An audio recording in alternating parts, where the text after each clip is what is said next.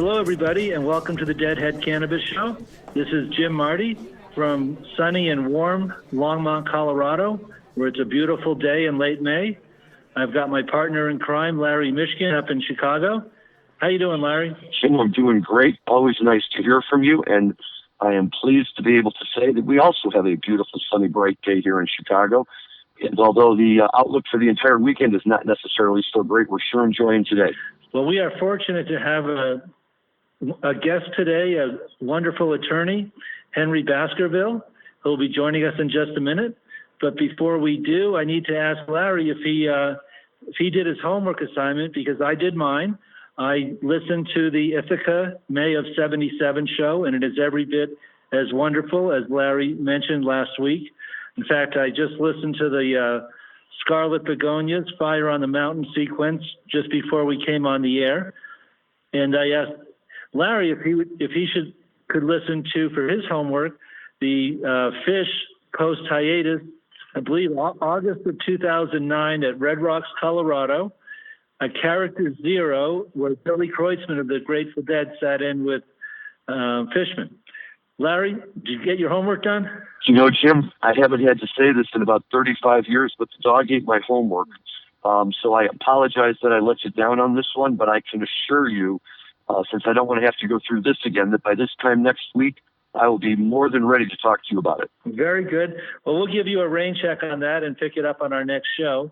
In the meantime, I'd like to turn our attention to our guest today, Attorney Henry Baskerville from Denver, Colorado. How you doing, Henry? I'm doing well. Thanks a lot for having me. Excited to be here. Very good. Glad to have you. Can you tell us a little bit about your law practice and your relation to cannabis and more recently hemp and CBD? Sure. So I'm one of four owners of a small boutique law firm in Denver, Colorado called Fortis Law Partners, and we do a lot of work in the cannabis industry. Our firm is set up to really, our bread and butter is working with small and emerging companies, middle market companies, and in that we do a lot of work with cannabis companies. Not exclusively, but a good chunk of our practice is with cannabis companies, and we have sort of three different primary practice area groups. We have a corporate group, we have an employment group, and we have a litigation group. I run the litigation group. I'm also the head of our cannabis practice.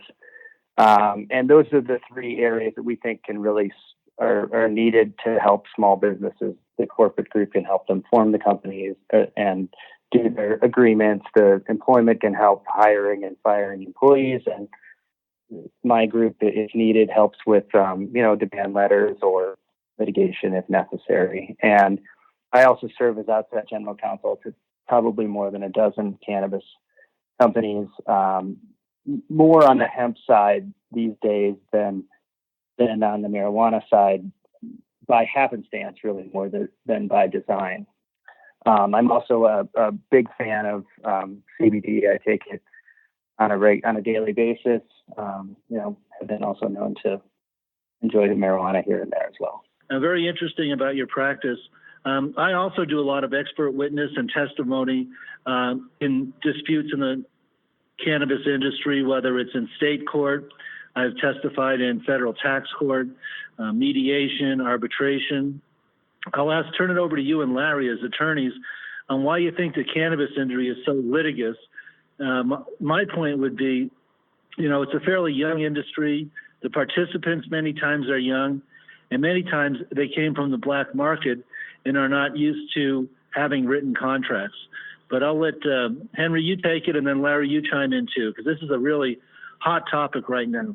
Sure. So I would certainly dovetail with what you said. I think that some of it definitely has to do with people in the industry being unfamiliar with written contracts, or more familiar with doing business without written contracts, whether that's because they're just, young and new to the business area, or whether that's because they were previously part of the black market where, contracts aren't typically used. Who knows? It probably depends on the person, but I think that's a big part of it. I think that it's also, I've seen, I don't like to point fingers or anything, but I've seen some sort of mediocre lawyering where people just aren't crossing their T's and dotting their I's for cannabis clients. I don't know if it's just because they're trying to go quickly or keep costs down.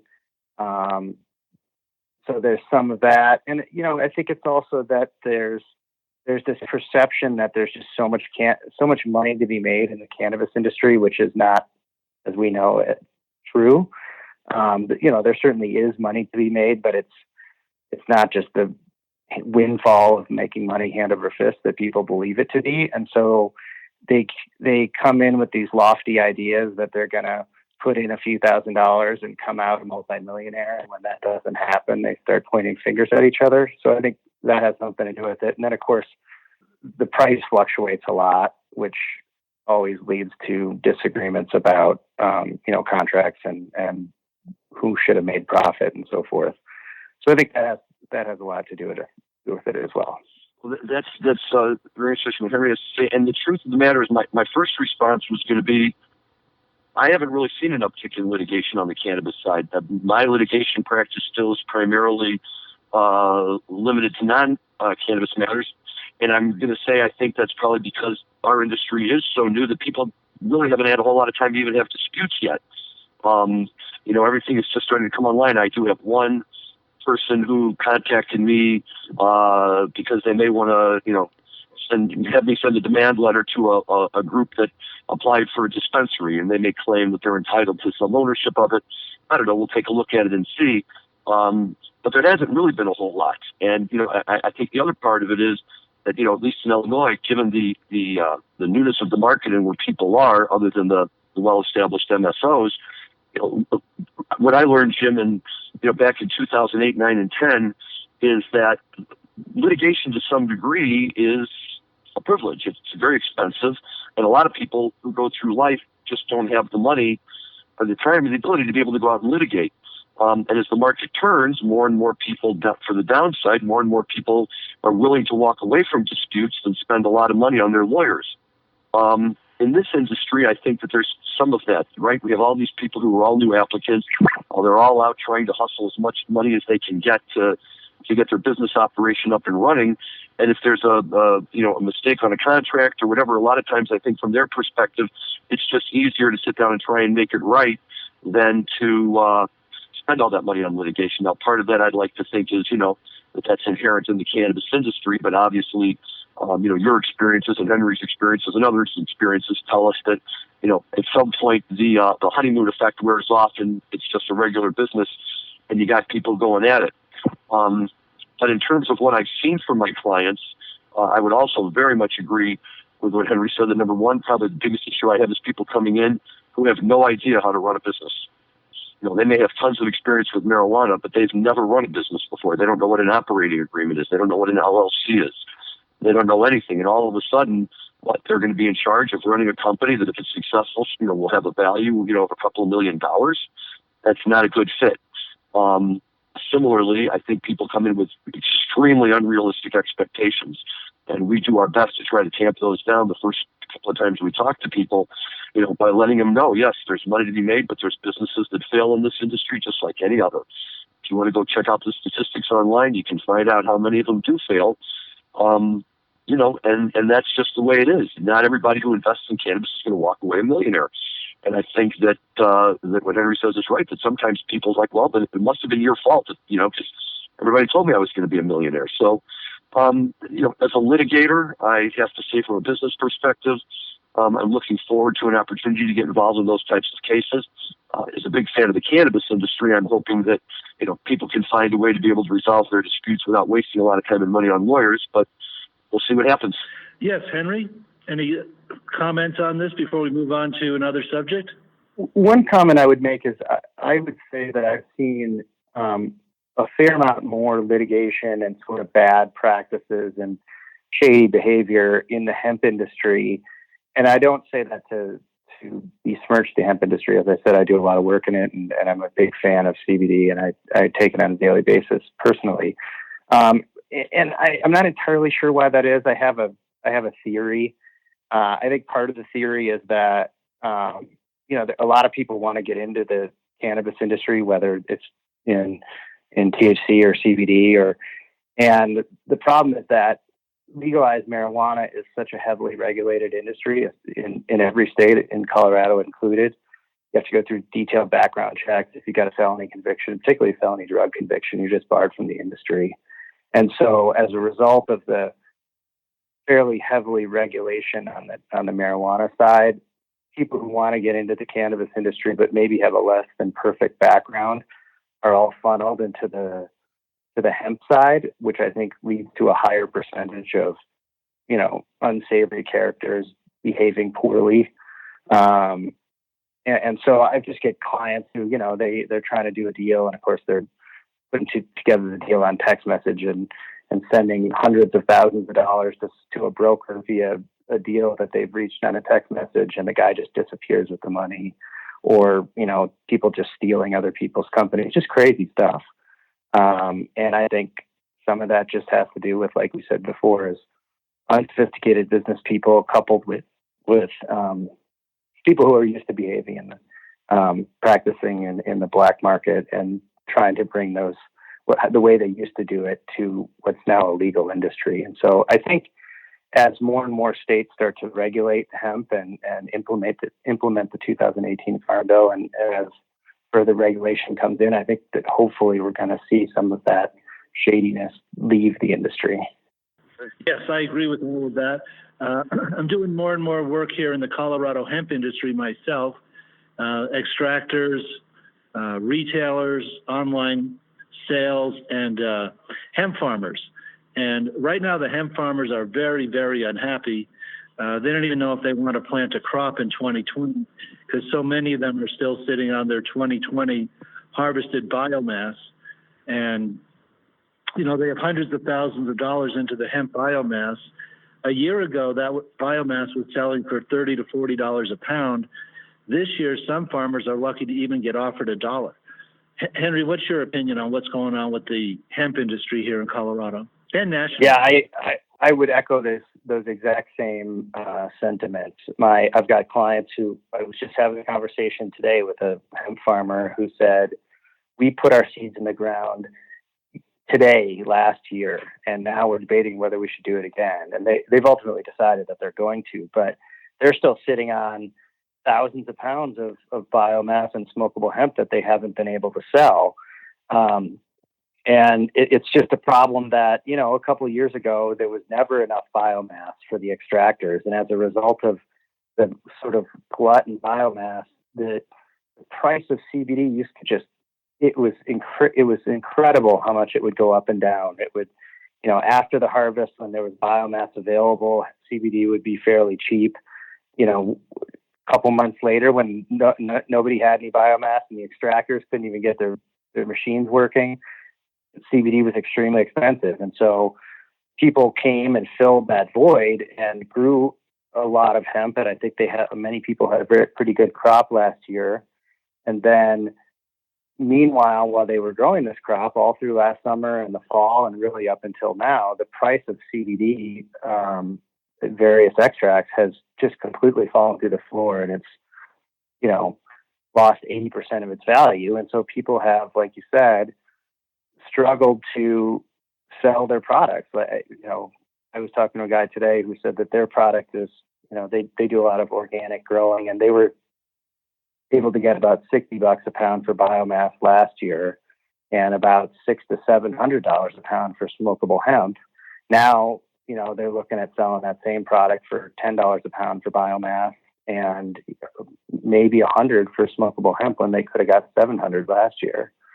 And so it's a big question mark because they put a lot of time and effort in this. They're still sitting on thousands of pounds. And as people start growing and the 2020 crop becomes available for sale next fall, anything left over from 2019 is going to be effectively worthless. Yes, and harvested hemp biomass, as I've learned, is in a very unstable state. It can go moldy on you. It can get mildew. So the farmer is almost forced to, he has two choices: to destroy it or put another, $300,000, $400,000, $500,000 into getting his crop extracted. So at least it's in a more stable format as CBD oil. My concern for my farmer clients is, hey, Joe Farmer, if you do spend all that money to the extractor, are you going to be able to sell it? Will there be an offtake on the other end? I really hammer the extractors, and they're my clients, but I'll say, where are you at getting the offtake? Why aren't you getting contracts in with deposits so that you can lighten the burden on the farmer on the extraction? The farmer will wait until the end product of the CBD or CBG oil sells, but why is it always up to the farmer to come up with all the money to grow, all the money to harvest, and now all the money to extract? So it's a difficult situation. I'm trying to work through it with my clients. I think actually this week we did manage to move about 100,000 pounds of good quality hemp biomass. But again, the best deal we could get from an extractor was the farmer has to come up with $300,000 of cash to get it extracted. So it's a tough situation. It'll work itself out. One of my many opinions with CBD, CBG, all the cannabinoids is a lot of times, and you talk about unscrupulous characters, a lot of times the end product is no good. So when the customer goes to the CBD store, buys online CBD products, and he spends his $30, $40, $50 on some products, and there's no effect. And there's no effect because by the time the processor and the manufacturer and the packager are done, there's very little CBD, live CBD in that end product. So the customer buys it, nothing happens. Well, you not only just lost a customer of CBD for life, you probably lost all his friends and family that he knows too.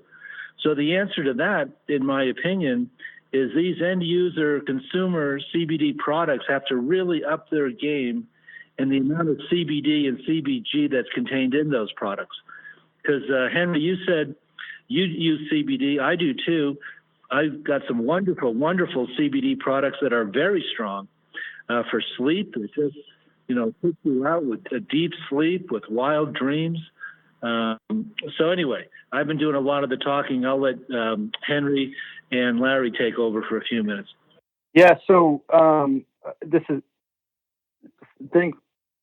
Henry again. So I would again echo the same sentiments. And another part of the problem that my clients are seeing is just the testing facilities just can vary so greatly. My clients say that they get certificates of authenticity done, and from one lab to another, they're seeing like 20% variations in CBD content, other content of minor cannabinoids, THC content.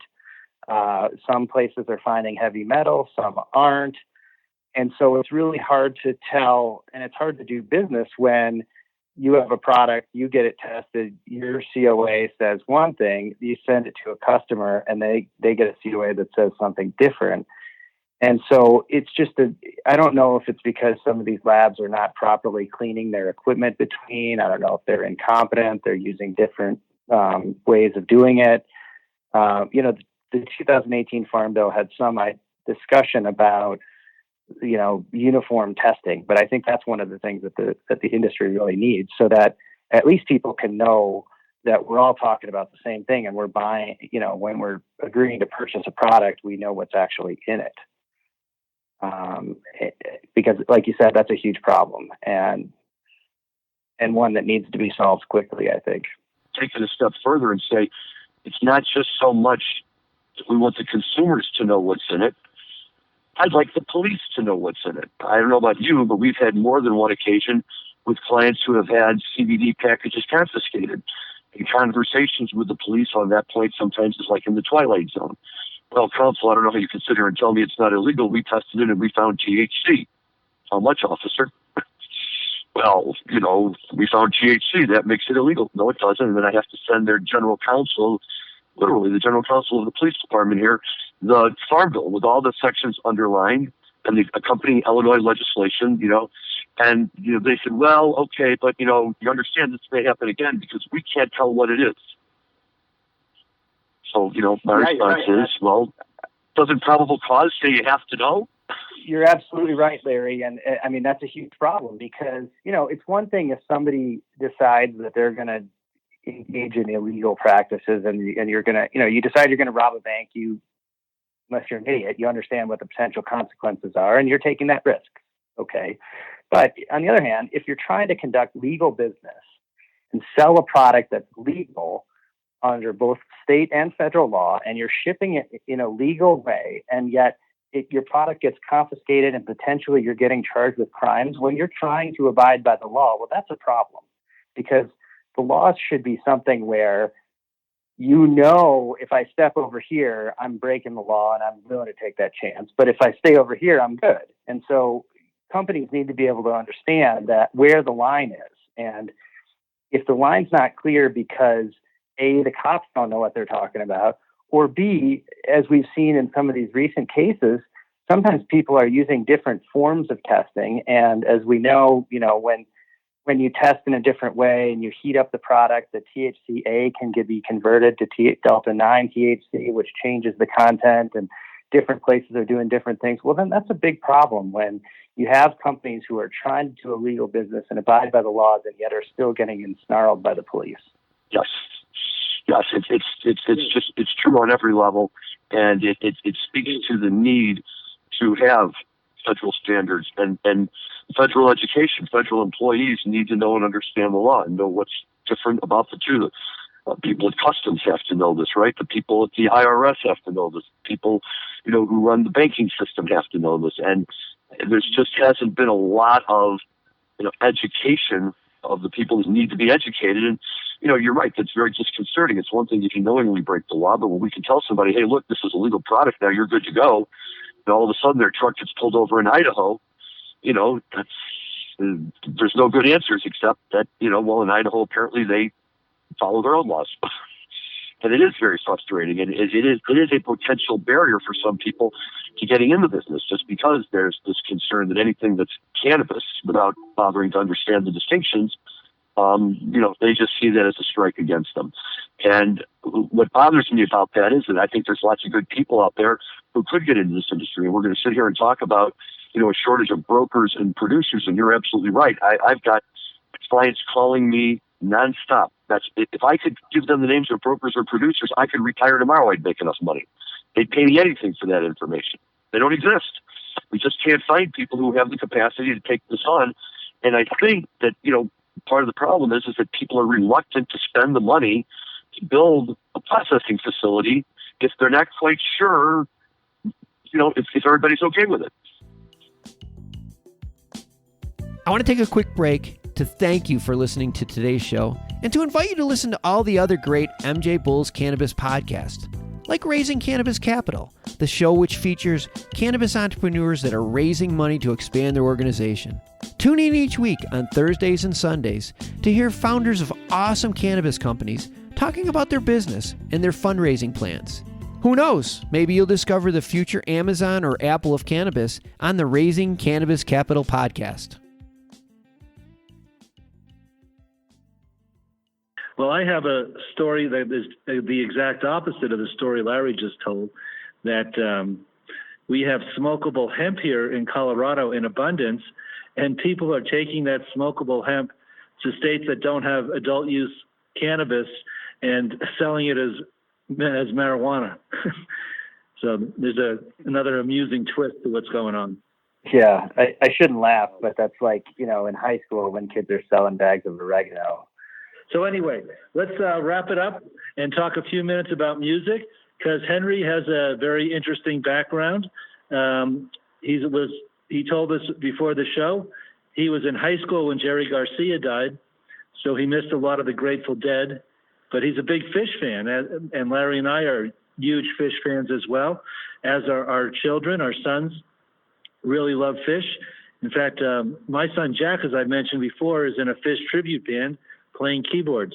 Henry, go ahead and tell us some of your favorite stories of being a Phish fan.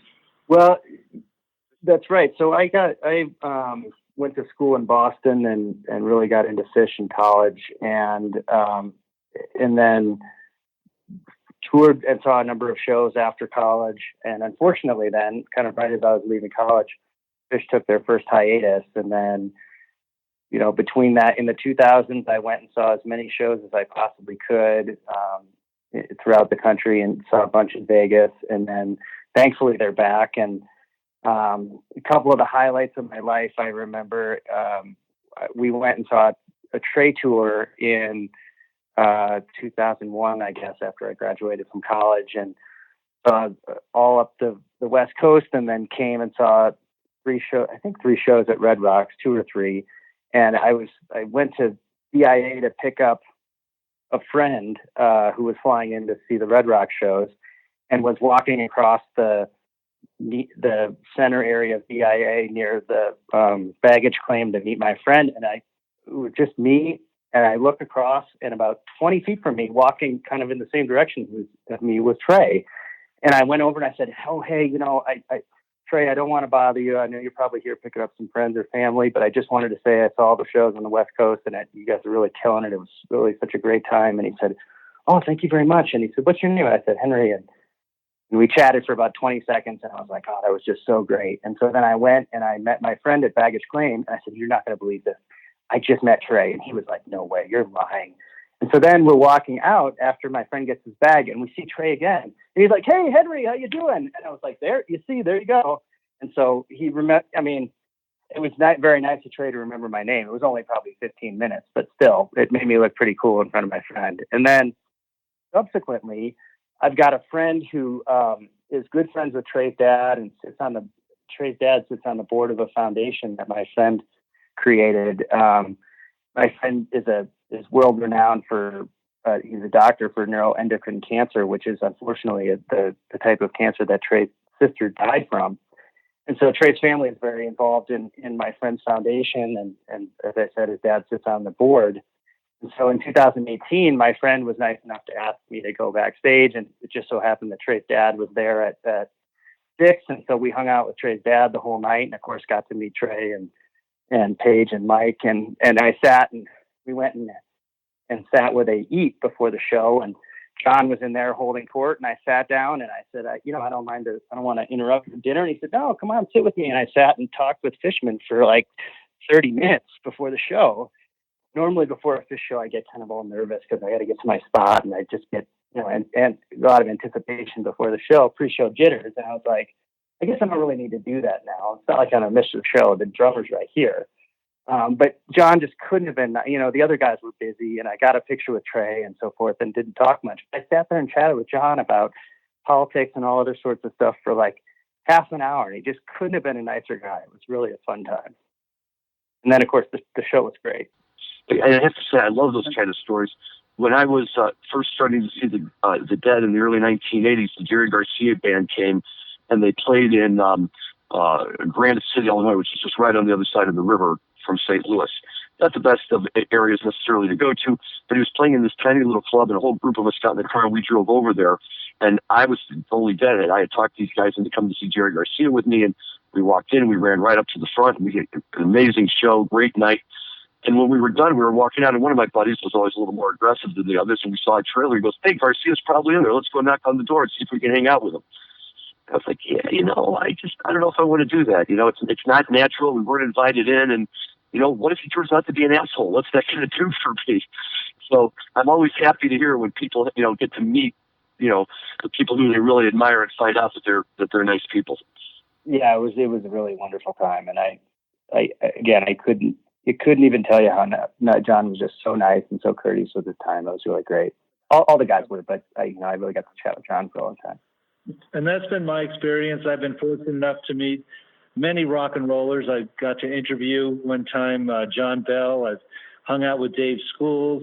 My son Matt got to meet Trey when he was 15 years old, and Trey couldn't have been nicer. They're really just like us. The musicians, they want to hang out, they want to talk, they want to have a cold beer and just relax and have fun. And then they get on stage and do their job. So anyway. And just to follow up on that, Jim, remember last summer when they played at Alpine Valley, and they did that whole thing with the guy who got engaged to his girlfriend, and Trey played "Here Comes the Bride," and I had told you the backstory on that was that guy was part of my son's posse, and he and his girlfriend had missed the first night because they were at a wedding in Milwaukee, and they saw Phish in the bar after their performance in Alpine Valley that night. They sat and they chatted with him for a while, and Trey said, "Oh, you guys have been dating for a while. You're going to get engaged." And he says to Trey, "If you play Contact tomorrow night, I'm going to propose to my girlfriend." And they went to the show, and my son and his buddies, everybody all knew about it, and they were all waiting to see what happened. And sure enough, Trey came out and he said, "I'm about to change somebody's life." And they played Contact, and I thought, that's just amazing that, that a guy would be that, that he's not just saying hello to somebody, he's actually listening and following. And it looked like he was having a great time doing it. Yeah, how great is it? Oh, great stories, guys, and a very informative Deadhead Cannabis show. I see we're coming to the end of our time slot. Larry or Henry, do you have any final words of wisdom? Well, let me just say this really fast. Number one, thank you, Jim. You're a kind teacher that you gave me a break today when I hadn't done my homework, but I will be ready to go next time around on the Character Zero. Number two, I'm all ready to talk about Barton Hall next time as well, and we'll absolutely look forward to that. And Henry, let me just say thank you so much for coming on our show, and we're going to ask you before you leave what we ask all of our guests, and that is, please tell our listeners how they can get a hold of you. Oh, sure. Well, thank you guys so much for having me. I will say I didn't know it was part of the homework, but I've listened to that Cornell 77 show more times than I can even count. The Scarlet Fire is just amazing. I love the shows with Donna on vocals, and so that was one of my all-time favorites.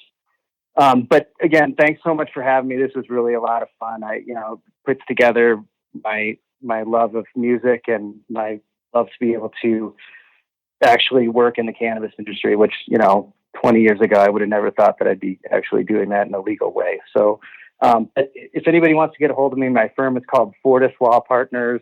You can find us at www.fortislawpartners.com. You can also email me at henry@fortis, FORTIS.law. But again, thanks so much for having me. This was really fun. And if you ever want me to come back, I'd be more than happy to. Wonderful. All right. Jim, let me just say this really fast, Jim. Anybody who hears Barton Hall 1977 goes straight to the Scarlet Fire, they can run with us anytime they want. All right. Very good. Awesome. Larry, you want to sign us out? I will. Again, great show today. Thanks to our guest, Henry Baskerville. Thanks to my co-host and partner in crime, Jim Marty. And thank you to all of you for listening. Keep enjoying the Grateful Dead. Keep enjoying cannabis. Stay safe and stay healthy. Thank you.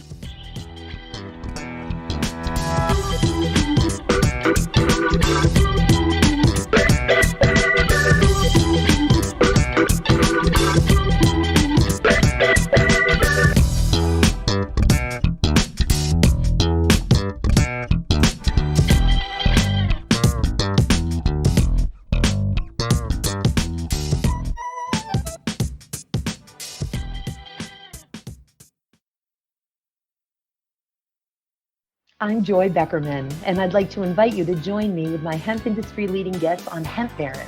During my over a quarter century at the forefront of the hemp movement and emerging hemp economy, I've had the privilege of working with many of the world's most dynamic, innovative, trailblazing hemp pioneers. And now, every week, I have the honor of speaking with them and sharing their stories with you on Hemp Baron. You can download the latest episode every Wednesday at MJBulls.com or from wherever you listen to podcasts.